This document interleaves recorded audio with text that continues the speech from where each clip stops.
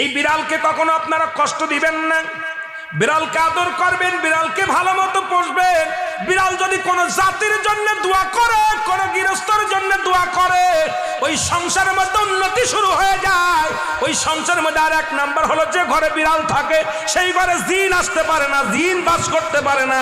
আর একটা ঘোষণা শুনেন, নবীজি বলে গেছেন, যে ঘরের মধ্যে বিড়াল ছানা বাস করে ওই ঘরের মধ্যে জিন জাতি প্রবেশ করতে পারে না। তাহলে ছোট ছোট মাসুম বাচ্চাগুলো যে ঘরের মধ্যে থাকে, মুসলমান অনেক সময় জিনের আশ্রয় পড়ে যায়, অনেক সময় জিনে আসর করে, ওই ঘরের মধ্যে জিনে আসর করে।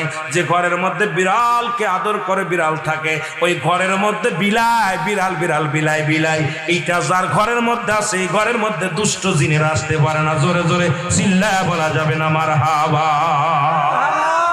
একবার নবী সুলাইমান আলাইহিস সালাম শুনতে পাইলেন পাশের বাড়িতে একটা কুকুরকে কষ্ট দিয়ে বিষ